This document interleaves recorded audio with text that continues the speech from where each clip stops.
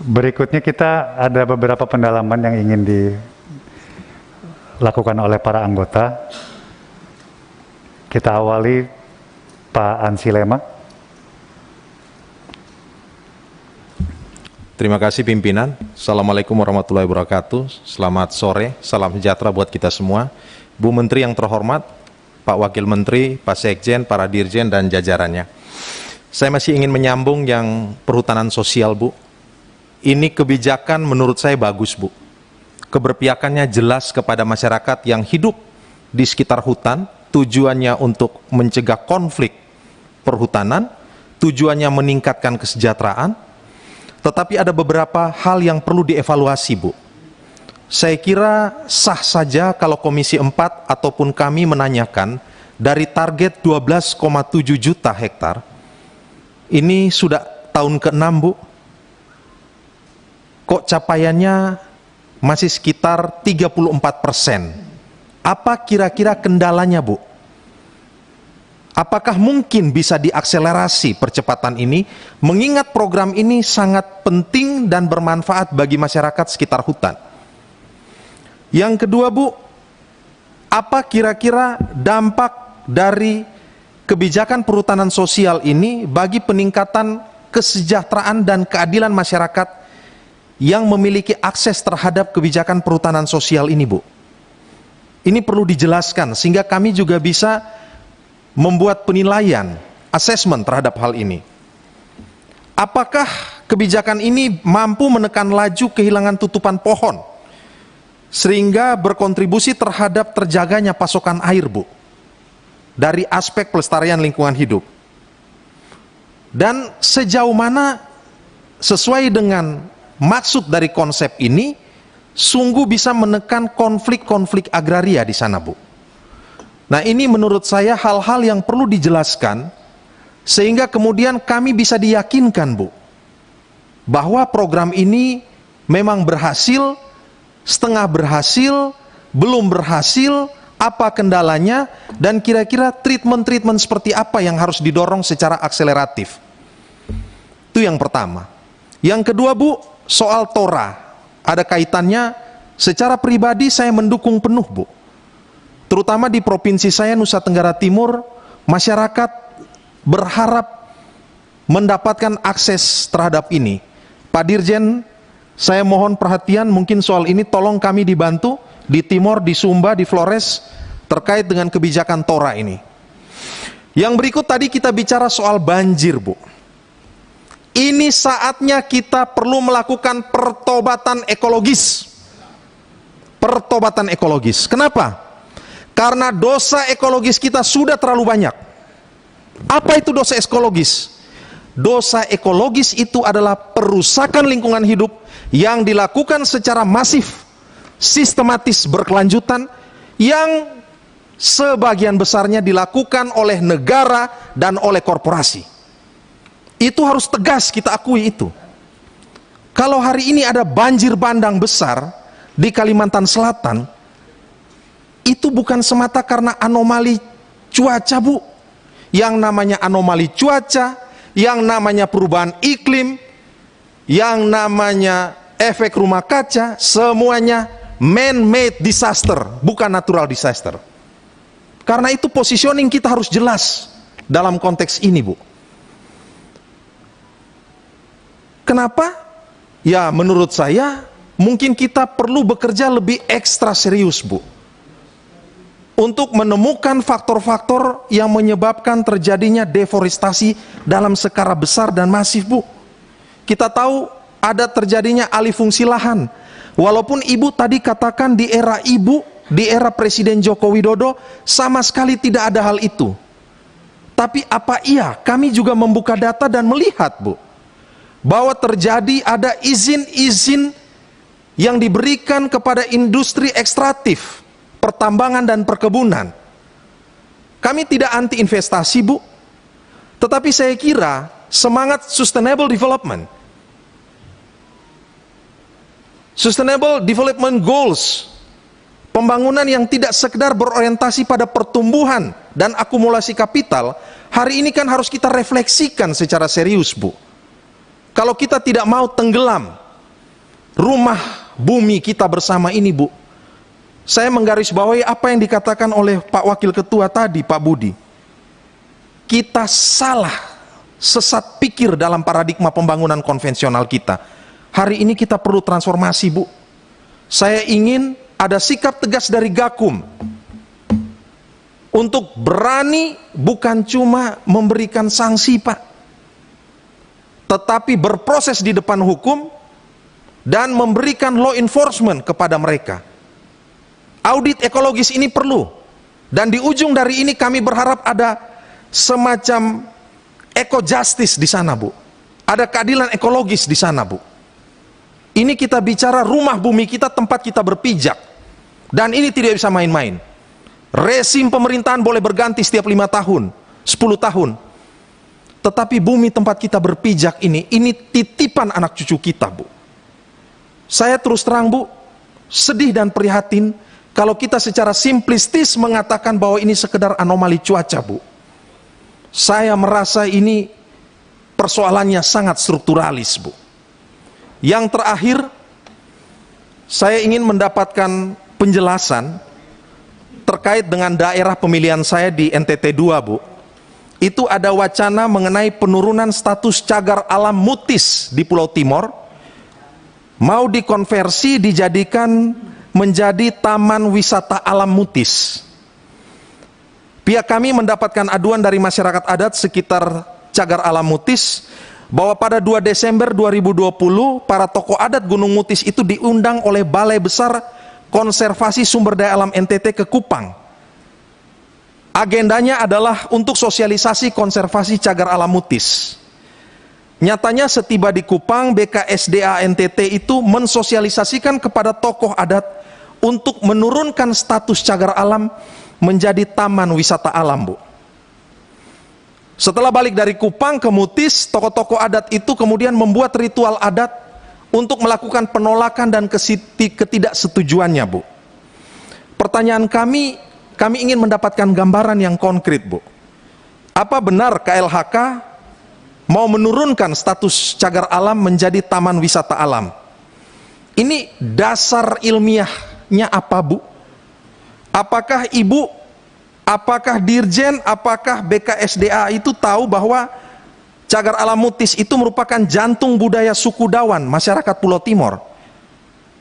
Dengan ketinggian 2.500 meter di atas permukaan laut, ini merupakan daerah resapan air dan sumber air bagi Pulau Timor yang hari ini juga sudah menjadi persoalan. Sekaligus cagar alam ini menjadi rumah vegetasi, Bu, bagi sejumlah flora dan fauna yang ada di Pulau Timor. Kami ingin mendapatkan penjelasan soal ini. Selebihnya saya mohon maaf kalau ada hal yang kurang pas. Saya kembalikan Pak Budi. Terima kasih. Terima kasih, Pak. Persilahkan Bu Menteri untuk memberi tanggapannya. Terima kasih Ibu dan Bapak Pimpinan Komisi 4 DPR RI yang saya hormati, Ibu dan Bapak anggota Komisi 4 DPR RI yang saya hormati. Saya ingin secara cepat menjawab satu persatu dan nanti akan dilengkapi dengan tertulis.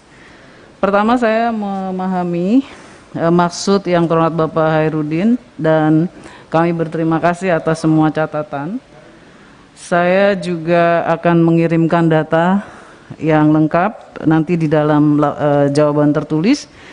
Dan saya akan minta dan nanti kami pantau terus bagaimana alternatif penyelesaian yang di Cimanggu.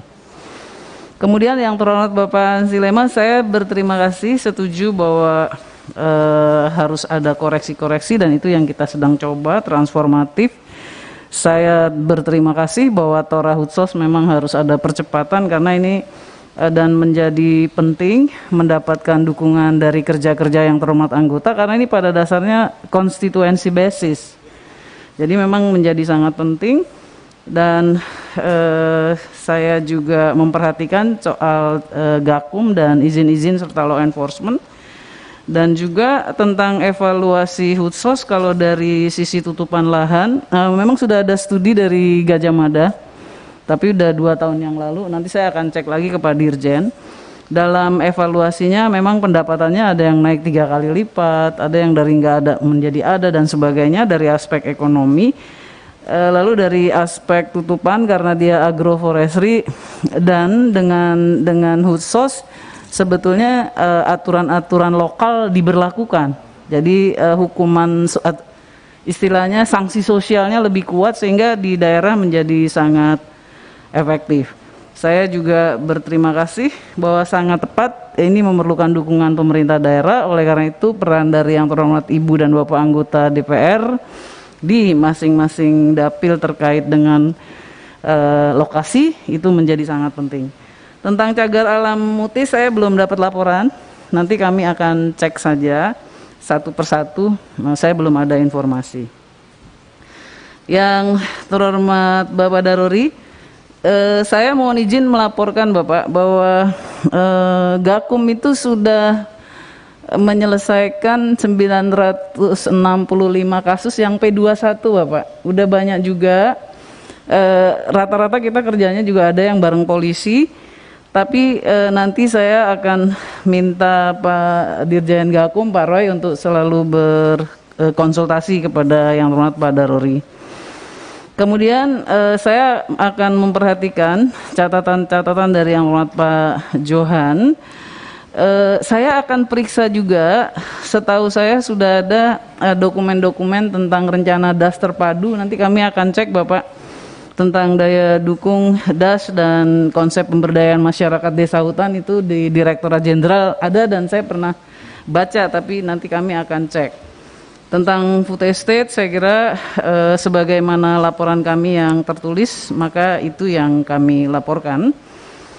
Dan selanjutnya berkenaan dengan yang terhormat Pak Hermanto, saya memperhatikan Bapak catatan-catatan Bapak tentang peti penambangan emas tanpa izin yang di Pasaman, Sijunjung, Batanghari dan lain-lain. Oh, saya ada yang kelupaan Pak, yang terhormat Pak Daruri, saya akan perhatikan Bapak soal yang ganti-ganti nama ini, termasuk yang di Papua di beberapa tempat emang terjadi, apalagi ini sawitnya mau aktif. Kemudian yang terhormat Pak Pangga, saya berterima kasih catatan bahwa harus ada diantaranya yang fokus dan tuntas, dan memang kita di PSLB 3 sampah dan limbah berusaha untuk membuatnya menjadi bahan baku industri Bapak. Jadi paradigmanya memang sudah ke sana, dan di aturan yang baru nanti slag nikel, slag baja, faba itu yang dari PLTU itu akan keluar dari kategori limbah B3 ya Bu Dirjen. Kita sedang siapkan Bapak, tailing juga sudah bisa dimanfaatkan. Dan saya juga berterima kasih atensi untuk bagaimana pemerintah daerah bisa menangani program persampahan. Sebetulnya dengan Perpres 97 daerah-daerah sangat bersemangat Bapak. Kita bisa saksikan bahwa partisipasi dan antusiasme daerah sangat besar. Mereka juga rata-rata hampir semua udah bikin range rada. Jadi saya kira tinggal kita melakukan pembinaannya, dan tadi seperti yang terhormat Pak Pangga katakan, peralatannya harusnya memang juga didukung. Kemudian inisiatif masyarakat juga saya menyaksikan Bapak bahwa termasuk aktivis-aktivis dukungannya sangat besar, dan kalau di bagian ini persampahan ini saya kira betul-betul kelihatan partisipasi masyarakatnya dan kerja-kerja para aktivis. Saya akan cek nanti yang mulsa plastik, Bu Vivin, Pak ya, nanti bisa secara lokal. Kemudian, maaf Bu, ya. Bu Menteri, kalau spend bleaching earth gimana? Udah dikeluarkan belum? SBE, spend bleaching earth keluar juga Bapak. Sudah dikeluarkan? Keluar juga. Oh, terima kasih. Bleaching earth keluar juga. Ya. Kemudian yang terhormat Bapak Musli, apa saja teknologi limbah medis dan lain-lain, saya kira nanti secara tertulis saja Pak, karena sangat very technical gitu ya uraiannya. Benar bahwa kita paradigmanya sekarang sampah dan limbah itu sudah seharusnya menjadi bahan baku industri. Saya juga berterima kasih untuk Hutsos dan Tora, data secara lengkap dan juga khusus untuk Aceh. Saya kira per kabupatennya nanti target-targetnya dan lain-lain bisa disampaikan tertulis. Khusus Aceh Nusa Indrapura, saya akan minta Pak Sekjen sekaligus Pak LT Dirjen PHPL untuk mempelajari dan nanti kita lihat, kita ambil langkahnya yang seperti apa. Saya juga berterima kasih kepada yang terhormat Bapak Tonton untuk sumur resapan. Bapak, kita udah pernah memberikan edaran dan mendorong kepada pemerintah daerah Jabodetabek. Tapi ini saya akan cek kembali karena itu kejadiannya dulu tahun 2015-2016. Nanti kami akan cek lagi dan kita akan perkuat. Kemudian untuk hutan lindung di dalam pemanfaatan untuk hutan sosial itu diverifikasi Bapak, tidak semua. Jadi tergantung, kalau tutupannya memang sudah harus bisa dilepas ya bisa sekaligus untuk memperbaiki dengan agroforestry. Yang terhormat Ibu Endang, saya kira rencana yang baik Ibu, tapi BLU kita sekarang sudah menjadi BPDLH, Badan Pengelolaan Dana Lingkungan Hidup. Nanti kita bisa diskusikan di, saya kira yang terhormat Ibu Lulu juga sudah pernah mengutarakan yang TAKE ya, yang anggaran berbasis ekologis ya. Jadi BPDLH ini justru BLU-nya kehutanan. Jadi dia modal dasarnya itu dari dananya kehutanan 1,8 dan yang ada di keuangan sebenarnya ada sekitar 4,7. Itu keperluannya untuk small grant, investasi dan capacity building.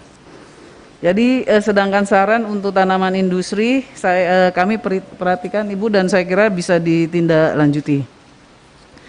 Yang terhormat Pak Ihsan, restorasi sungai itu kita masih mengcovernya di rencana terpadu DAS Bapak. Saya akan periksa. Tapi dan terkait dengan tindak lanjut banjir, saya kira terakhir Pak Wamen sudah memimpin rapat, Pak Gubernur di Kalimantan Selatan juga sedang mempersiapkan, kita masih rapat-rapat terus. Konsepnya atau prinsipnya, kalau yang pasti kan kalau bencana itu ada tahapan tanggap darurat, kemudian rehabilitasi lalu rekonstruksi. Jadi sekarang masih di tanggap darurat sebetulnya mereka, tetapi di dalam rencana penyelesaiannya pasti lihat tata ruang, kemudian rekayasa engineering, kemudian vegetatif, sosial kelembagaan dan law enforcement. Jadi catatan yang terhormat Bapak Ibu sekalian tadi sudah masuk. Saya akan lihat soal restorasi sungai Bapak, sebab di PU ada Direktorat Sungai dan Rawa. Nanti kami akan coba komunikasikan. Saya minta nanti di Zendas berkoordinasi. Dan nanti kita juga lihat ada Dewan Sumber Daya Air juga. Yang terhormat Pak Ihsan, saya menghargai rencana usul inisiatif Undang-Undang 5990, tapi saya belum bisa menjawab banyak hari ini. Tapi saya akan memperhatikan dan saya akan pelajari dengan sebaik-baiknya sambil nanti kita terus berkomunikasi tentang hal ini. Selanjutnya yang terhormat Bapak Salim Fahri, kami akan perhatikan Bapak soal tadi kantor ya Pak Sekjen, saya kira karena ini masalah fasilitas dan SDM dan organisasi, nanti ini bagiannya Pak Sekjen untuk rapikan.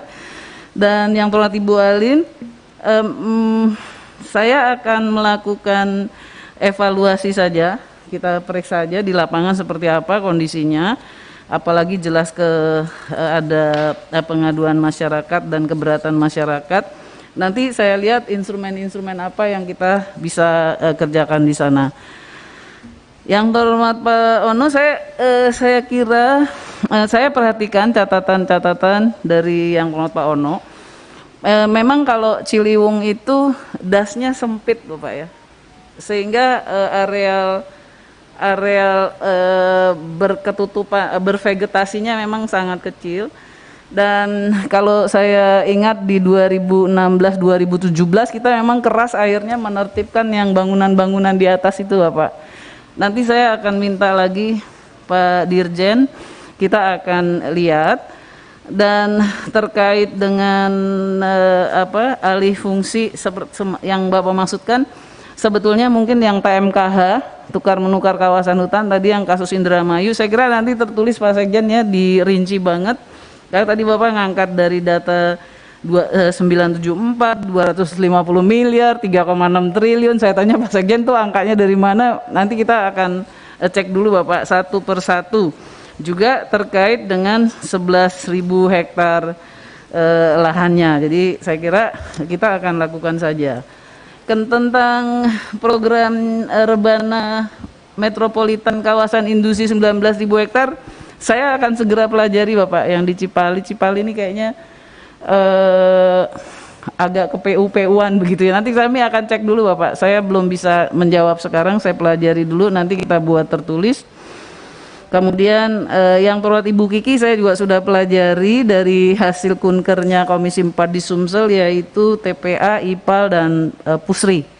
Saya kira bisa dipelajari saja Ibu Dirjen dari sampah dan limbah untuk pupuk, saya kira deket banget ya, harusnya sih bisa dikembangkan. Kemudian yang perlu Bapak Sudin, saya kira ini tentang sampah udah dipilah dari rumah, kemudian sampai di angkutan dicampur lagi. Ini memang kita perlu dalami banget dan perlu ada programnya yang konseptual. Pertama pasti kontrol, tapi bagaimana kontrolnya kalau satu rumah misalnya. Lalu mungkin soal standar mobilnya yang juga harus dipilah juga mobil angkutnya, tapi berarti kita harus melakukan fasilitasi. Jadi ya harus dikasih contoh mobilnya, harus diberikan dulu sebagai contoh. Nanti lama-lama masyarakat akan mengikuti. Dan untuk sebagai contoh mungkin kita bisa mulai di beberapa tempat dulu bekerja bersama-sama dengan para aktivis. Ibu dan Bapak pimpinan yang kami hormati, Ibu dan Bapak anggota Komisi 4 DPR yang saya hormati, saya kira itu catatan kami.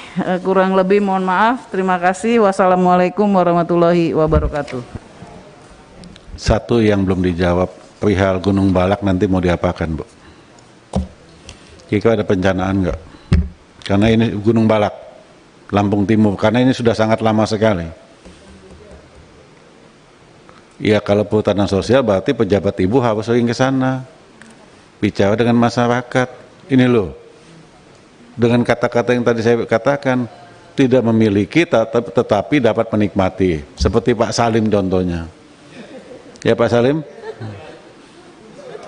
Betul.